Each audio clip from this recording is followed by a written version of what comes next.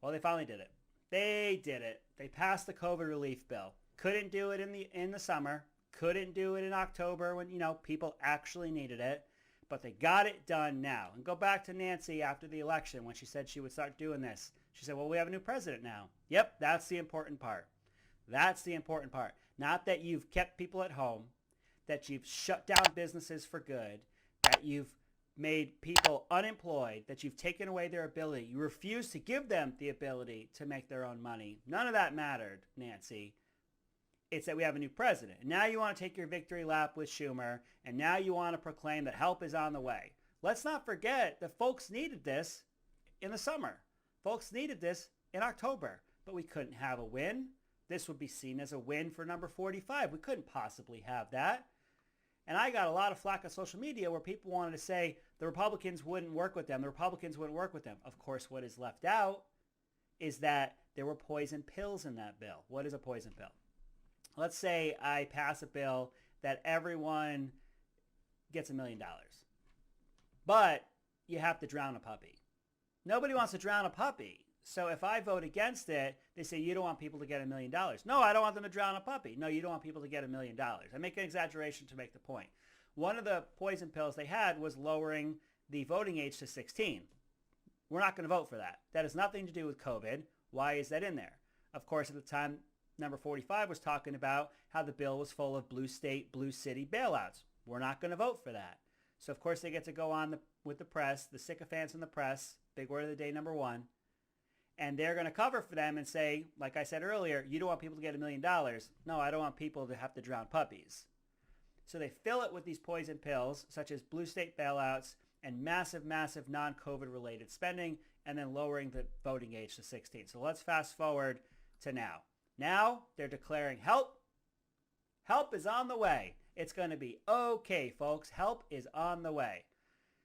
They're already declaring that they're going to run on this in 2022. I'm not so sure they want to run on this in 2022. I might encourage them to run on this in 2022. This is not a good bill.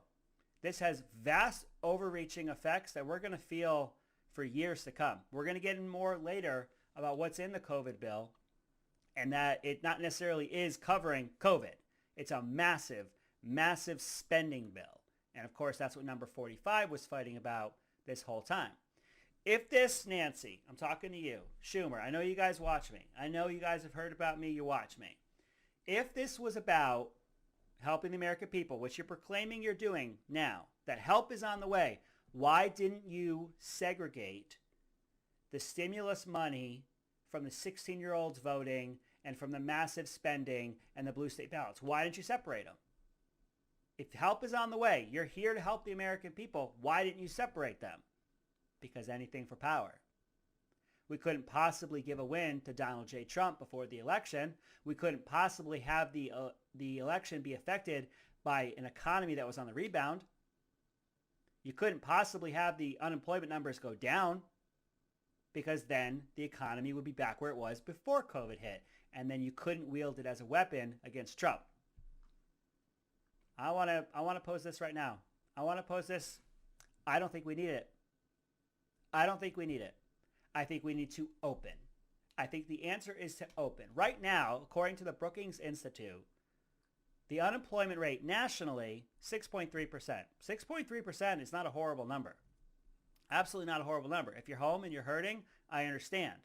The answer isn't to hand you $1,400 and say everything's going to be great and to declare that you're lifting people out of poverty. I didn't know that $1,400 a person one time could take people out of poverty. If that was the case, I feel like we should have done that a long time ago. I feel like we've really missed our opportunity.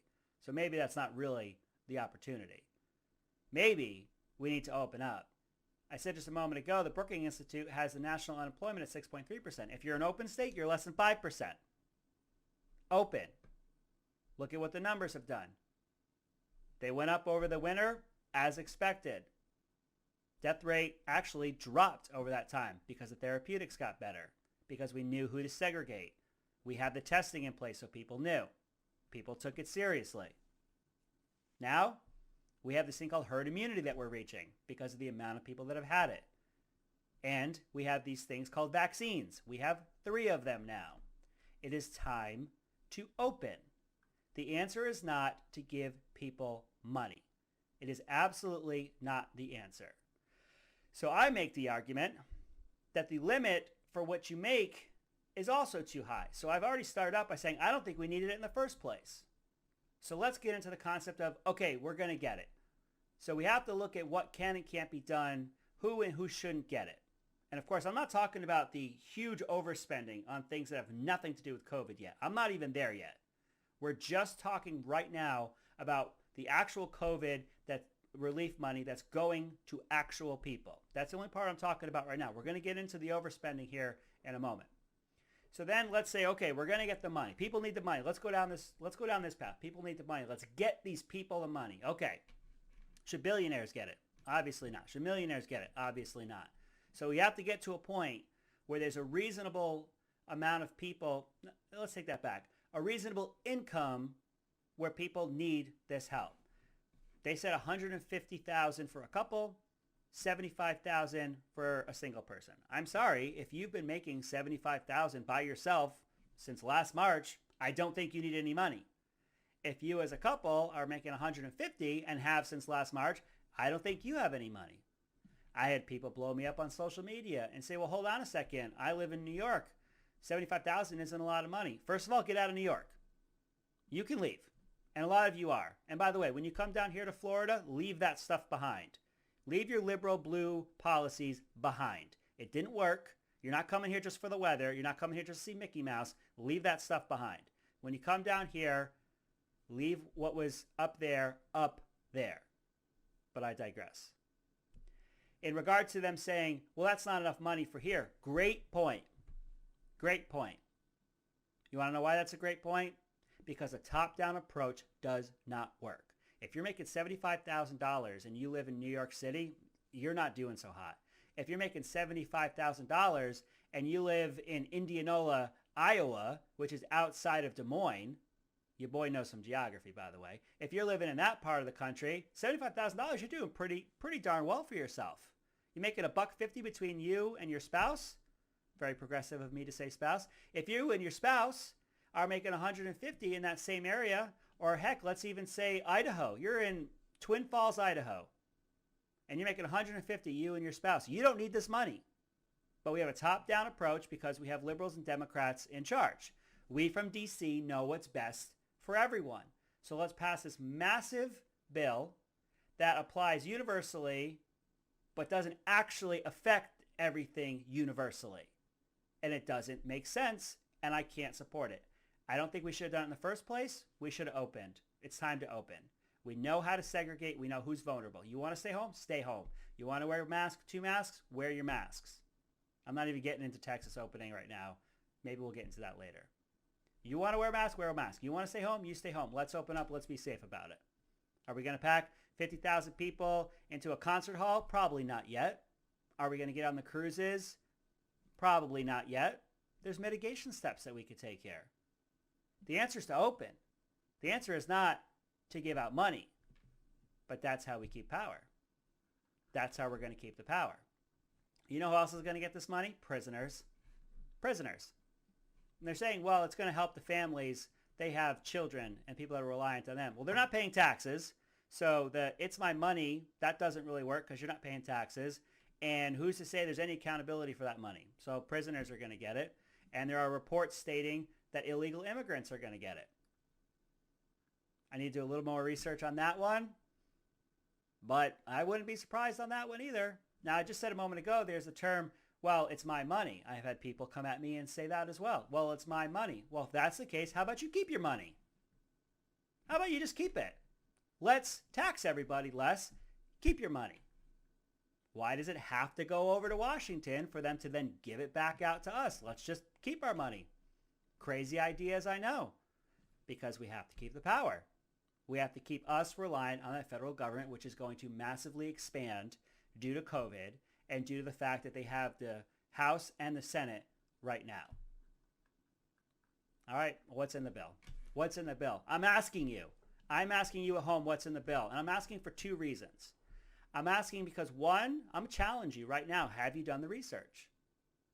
Have you looked into trying to find what's in it? Because I have. It's incredibly hard to find what is in this bill. Ron Johnson had the clerks read all 628 pages, I think it was, on the Senate floor. That's great. I can't find it. Anything that's out there that's listed, and I'm going to go through the real good ones here in a moment. Anything that's out there that's listed, I cannot piece together $1.9 trillion. I can't. Can't find $1.9 trillion. It was read on the Senate floor. It's out there. I can't find $1.9 trillion. Let's get into what I do know is in it. Toomey, who's not that great a guy, I don't think, but he put out some information. The information's useful. I'll be happy to take it. Let's get into some of the really, the good ones. Here we go. $270 million for National Endowment of the Arts. Did you know that? Did you? Bet you did. $200 million for the Institute of Museum and Library Services. $91 million for what's being referred to as outreach to student loan borrowers. We need $91 million for that. $50 million for environmental justice. Let that rattle around for a moment. Environmental justice. $570 million for 15 weeks of paid leave for federal employees. You heard me correctly. 15 weeks paid leave. I'm coming back to this one in a moment. I'm going to get through this list first. $126 billion for schools. Here's the cherry. Even if you don't open. You don't have to open. Here's your money. No accountability. Mind you, they got 70 plus billion, and the last one, they've spent 4 of it. Just keep throwing money at that. Just keep throwing money at that. $350 billion for state and local government. This is what Trump fought against before he left. The blue state bailouts. This is absolutely blue state bailouts. And he wouldn't stand for it. I put this together. I put some other portions together. I try adding it up. The best, absolutely the best that I can do is about $1 trillion. I can get to about $1 trillion on this one. But of course it's 1.9 trillion. So where did it go? Juan, if you could, please play for me cut 7. All the way in the back, blue sweater. Special interest groups and the pervasiveness in Washington, D.C. really bother me. Do they bother you? They bother me a lot, and that's why I only have raised $10 million. It's kind of a problem, you know what I mean? Look, folks, you all heard the question. Special interest groups in Washington and lobbyists bother them. Lobbyists aren't bad people.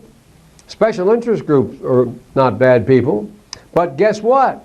They're corrosive. People who accept the money from them aren't bad people, but it's human nature. You go out, Lynn, and bundle $250,000 for me, all legal, and then you call me after I'm elected and say, Joe, I'd like to come and talk to you about something. You didn't buy me, but it's human nature. You helped me. I'm going to say, sure, Lynn, come on in.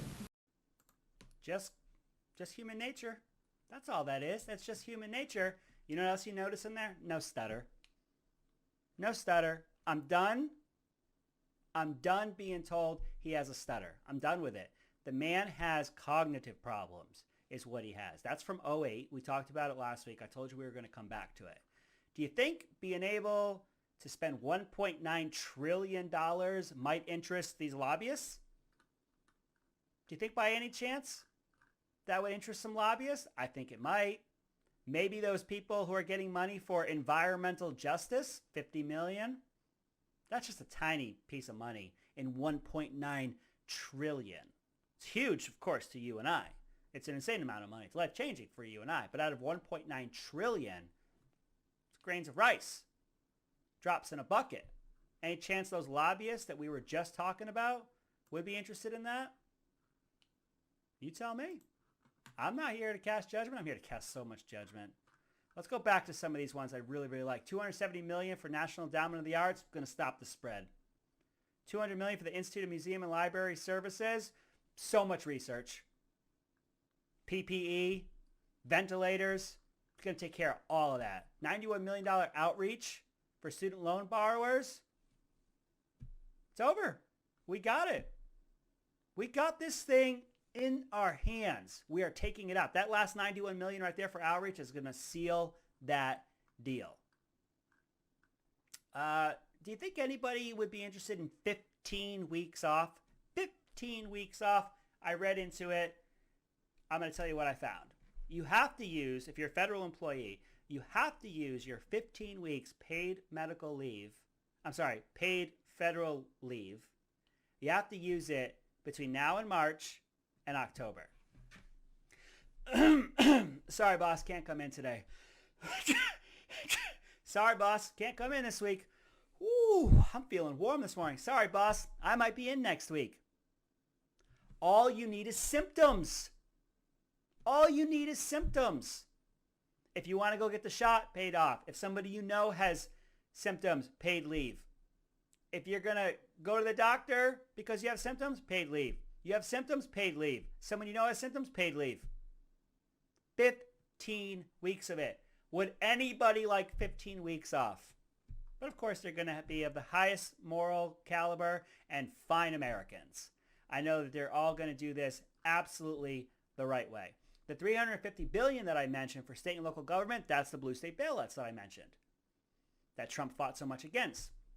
Now we have this weird situation where these states lock down, but there's actually, according to the Bureau of Economic Analysis, they're reporting that there's been record revenue in these state and local, in these localities. I wonder why. Maybe because we keep pumping federal money into it. Maybe because we added an extra $600 to the unemployment insurance and people were sitting at home making more money sitting at home than they were in their jobs and weren't paying taxes. Maybe. Maybe there's this extra federal money, but let's get more of it. If some is good, more is better. $350 billion for state and local government, even though there's an excess. What else did we have in here? Oh, here's another one. I love this one. Love this one. $126 billion for the schools so they can open safely. Somebody please explain to me Florida. Somebody explain to me Florida. We're open. I know it. I live here. We're open. I've talked to you about it before. If you're new to the channel, let me bring you through how we've been doing it in Florida. The governor gave us choices. You want to know why? Because that's how it's done. He's not here to tell us how to live our lives. He is here to give us the freedom. No, he doesn't even give us the freedoms. He's here to not get in the way of our freedoms. He said, I can't possibly tell everyone in the state how to live their lives. I'm not doing these state mandates and shutdowns. I'm not doing it. If you in Miami need to, run that way, Miami. If you in the smaller central areas need to do it differently, do it differently. Up in the panhandle, it's differently. It's done differently. It's different up there. And we're running it safely. Universal Studios has been open. Disney World has been open. Please explain to me how our schools are open if you need $126 billion more dollars on top of the $70+ billion you already got. Somebody explain how Florida is doing it. We haven't revamped our ventilation systems. We haven't gone through all these gyrations and hoops to jump through before we can walk in the door. This is how we do it in Florida. If someone tests positive, they are removed. You get a notification. The one or two that are around them regularly, they're also segregated. They're put into quarantine because we quarantine the sick and the vulnerable, not the young and the healthy. So now, to further make sure that the children can continue in their education while not getting anyone else sick potentially or in danger of getting sick, that class will then stay to themselves for the next several days. Why? So the kids can continue to seamlessly continue their education, keep going down the road, but we're not exposing them to other children, thereby not exposing anyone potentially to the virus. So the kids go home. The kids at school continue forward, and we've yet to have a flare-up, and then the kids get back integrated in a safe manner back into the school. They're kept at a distance, and we're doing it safely. But I'm being told that I need $126 billion more dollars for these other schools to open up, even though the science shows that the kids don't really get it. The science shows that they're not passing it to adults. The science is showing us that teachers aren't getting it from children and dying. But who cares? Here's $126 billion. Oh, and by the way, like I mentioned earlier, no need for accountability. You don't have to open. We do not have to open things around in here. Here's what I want to talk about in what disappoints me, not in the bill, but in us. There is polling that shows that a majority of the people in this country support the COVID relief bill. It's estimated that 9 to 10% is actually going to Americans to address the impacts of COVID financially. 90 to 91% is going to not COVID. But Schumer's going to tell you it's from the impacts of COVID and from the shutdowns that we've had to do that they're fixing it. Absolutely not the case at all. I'm disappointed because us Americans here, I get $1,400. I mentioned it earlier how people said, well, it's my money. Why wouldn't I get it back? How about you keep your money? How about you just keep your money? But no, they hear I get $1,400 and I get money for my kids too. Gimme, gimme, gimme. We here give us money. Who cares? Who cares, right? Now there's one I've left out. This one's sneaky. This one is sneaky. So it's so-called child tax credit. It's applied when you file your taxes because it's a child tax credit. And for a lot of people, it results in a refund that comes back to them. So as part of the COVID relief bill, we are now monthly going to be giving $300 per child under the age of 5 or 5 and under. If you're above 5 to 17, I believe it is, maybe 18, but up to 17, $250 per child every month.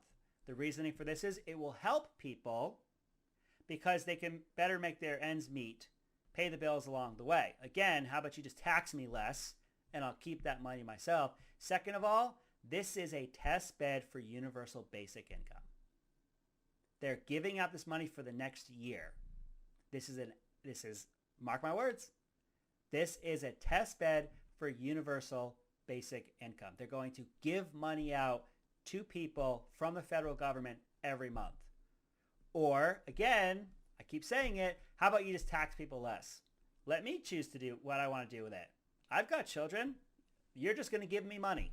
You're just going to give me money. How about you just don't take money from me? Why do I have to give it to you? Let's cut that part out. I don't trust you with my money. How about I keep it? There's one thing that I'm happy about, and when it comes to this COVID relief bill.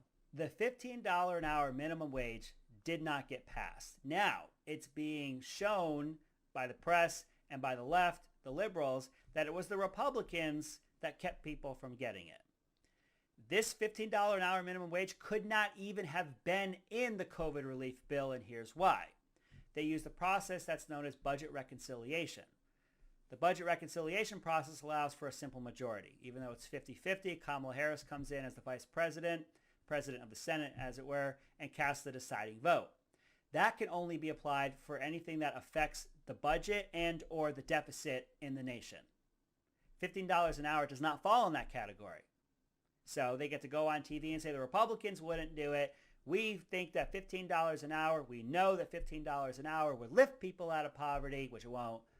But it was those dirty Republicans that wouldn't give it to them. No, according to the parliamentary rule, I believe is what it's called, it was shown that due to their process of using budget reconciliation, they couldn't even put it in there anyway. But of course, the press won't cover it that way because this is all for power.